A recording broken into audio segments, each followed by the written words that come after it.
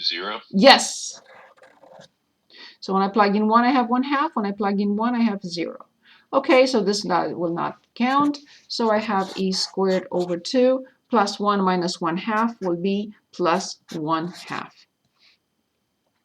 So that will also be written like this, whatever you want. If you'd like it like that or leave it like this, that's fine too.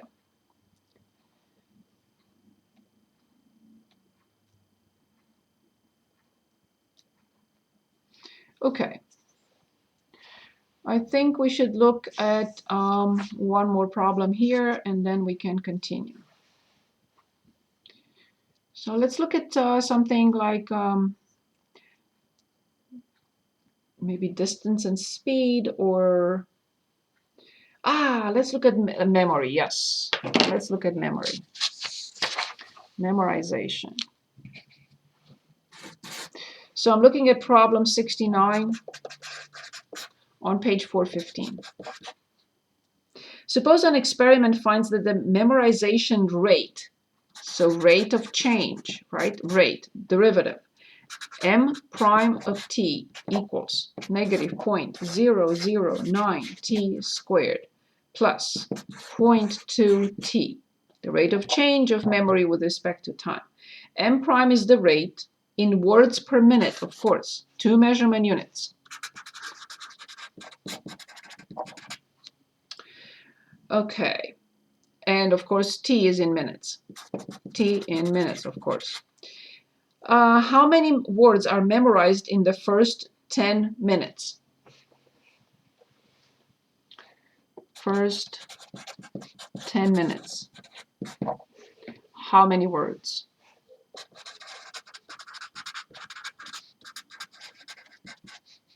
Words in the first 10 minutes are memorized. What do I need to do? Any suggestion? Anything? How would you think about this? Find the antiderivative. Yes. So and work with the sigma. So careful. So this is no approximation, right? So the number of words must be the integral from 0 to 10 minutes, the definite integral from 0 to 10 minutes from f prime, m prime of t dt. Okay, so if I'm asked the approximation, let me talk about this for a moment, because I see that there may be some confusion. Okay, so let me talk about this. So far, there are basically 3 types of situations in which I'm given, let's say, f prime of x, and I'm asked to find f of x. If I'm given this, so given f prime of x and I'm asked to find f of x, I will use anti-differentiation and find the most general antiderivative. If I'm asked to approximate, then yes, I will use that sigma, right? Sigma of f prime of x, delta x with delta x, what we just had, I don't know, 50. If I'm asked to approximate, I use the sum thing. However, when I'm asked to find total cost, total number of words, total profit, total revenue, then it's the integral from a to b from f of x dx. And I will determine it as f of b minus f of a. So 3 different situations to look at. If I'm given the derivative, just find the antiderivative, I will find f of x plus a constant c. If I'm asked to approximate, I will think this is the only time, only when I'm asked to approximate, I will use the sigma notation, like we just did. I'm trying to keep them in order so I don't mess up. When I'm asked to approximate, then I have to use this with whatever. Okay? But if I'm asked anything about the total cost, I'm asked the area. If I'm asked the total cost, it's like here. Total cost between 0 and 5 is the definite integral from 0 to 5 from x squared. The total area, the integral from 0 to 5. So when I see the word total, I have to think of the definite integral. When I'm asked to approximate, I have to think about whatever subintervals are giving to us, n equals 5, 6, whatever. And when I'm asked to find the antiderivative or just the function, the family of functions, I use antidifferentiation. So are these three clear now? They're three different things. Is this better?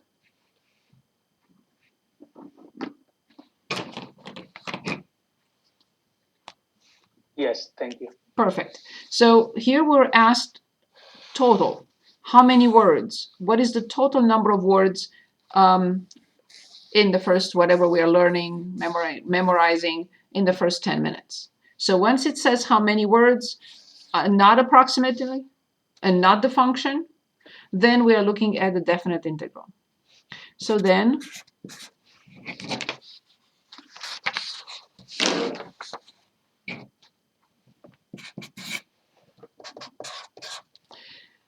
so I have the integral from 0 to 10 from negative 0.009 t squared plus 0.2 t dt. Can anyone give us, so I copy 0, negative 0.009. Which function prime is t squared? E to the third divided by 3. Very good. Plus 0.2, you already told that to me many times before today. So this is from 0 to 10. Yes, I like 0 because in this case there is no e here. When I plug in 0, it will be 0. So there is no need to do this. Just don't ever assume that this is always the case. A minute ago, it was not the case.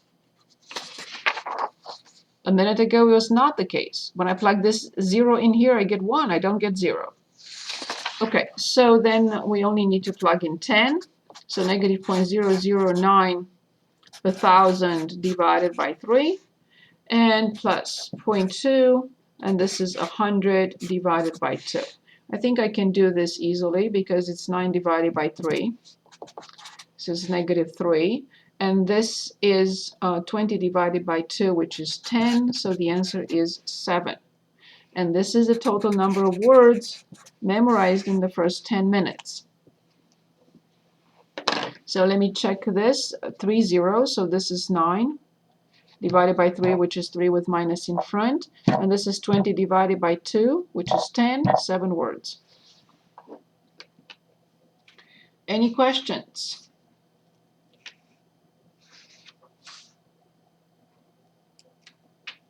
Any questions? Okay. I would like to move on. 4.4 is just more applications of the same thing. And I'd like to look at some areas enclosed between functions. Areas enclosed between, or even among, not just two, it could be more, or among functions. And let me start with a simple example. Yes, so 17 on page 425. We're given y equals x plus 2, and they're giving us y equals x squared. And the question is, find the area of the region bounded by the graphs. Find the area of the region bounded by these functions. And you can say, how on earth will I do that? Very simple. Very simple. First step, we have to graph. Step number 1, we have to graph. Okay, no problem. So I have y equals x plus 2. It's a line. I know that. When x is 0, how much is y? 2. Good. So 0, comma 2. When y is 0, how much is x? -2. Good. So negative 2, comma 0. Perfect. So I can graph the first function. Okay. 0, comma 2 and negative 2, comma 0.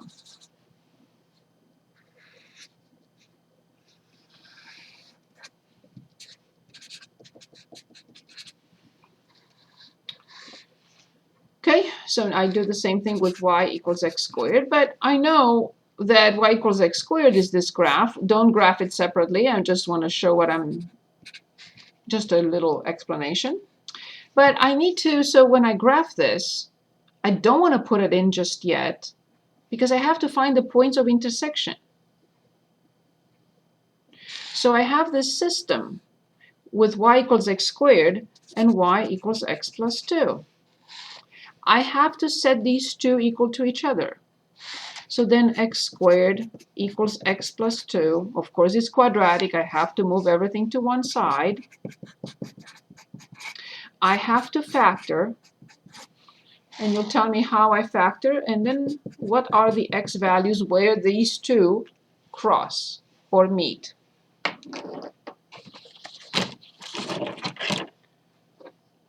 How do I factor this? X minus 2, x plus 1. Very good. X minus 2, x plus 1. And I know you're going to say 2 and negative 1. Good. So at x equals 2, somewhere here, and at x equals negative 1, somewhere here, and of course this is the origin, and here is the graph of x squared. And they meet between negative 1 and 2. So this is y equals x squared. Ah, okay, I see the area enclosed. This is the bounded area.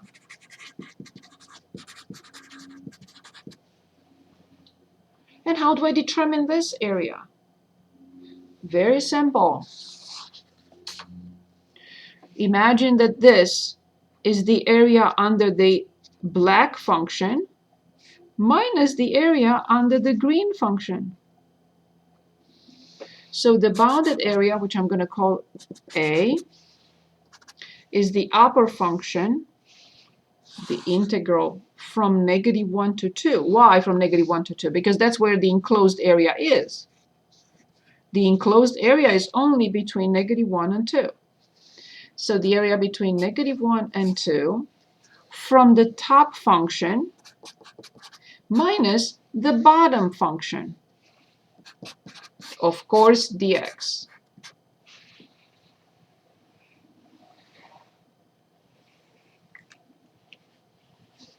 From here on is a piece of cake. I know how to determine this, and we will in a minute. One more time. So in part 1, we graphed. Also, same part 1, but together I need to find the points of intersection. I can't just simply throw the graph of x squared on top of it. I have to find these points because then I want to identify where the enclosed area is. So I find the points of intersection. I didn't really find the point. I only found the x values. I don't need the y value. So now I know the area is between negative 1 and 2. So then the area will be, imagine the area under the black graph minus the area under the green graph. That's what we're doing. The area under the first minus the area under the second gives us the enclosed area. So then from here, I can finish it up and determine the exact area. So what function prime is x? You already told me.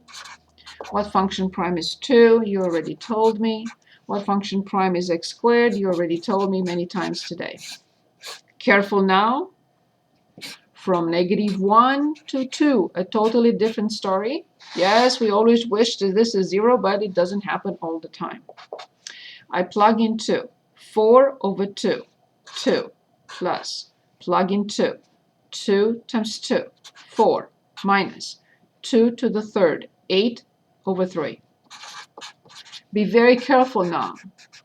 It's minus. Parentheses. I plug in 1. -1 squared is 1, 1 over 2. I plug in -1, -2. I plug in -1 with minus in front plus 1/3.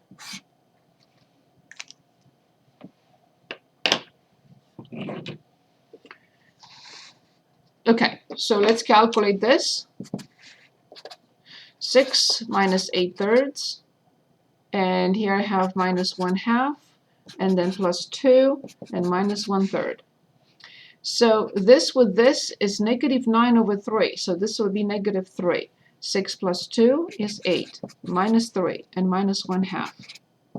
So this is 5 minus 1/2, 10 minus 1, 9/2.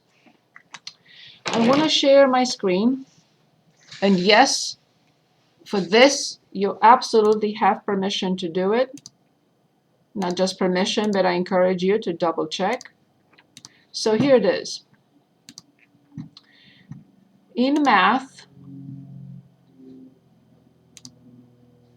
it's number 9. Function integration. I think that's number 9. I don't use it myself, but I won't always try to show it. So we have the integral from -1 to 2. From the, not all calculators have this, however. From x plus 2, and you cannot do this for indefinite integrals, only for definite ones. And you should check, that's fine. So x here, don't forget, when I click enter, I have to get 4.5 or 9/2. Otherwise, something is wrong.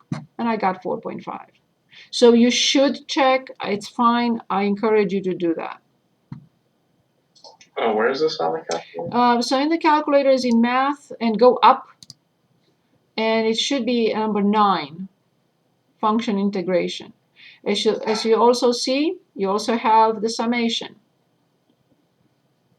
Okay, thank you. Thank you. Okay, so that's what it was.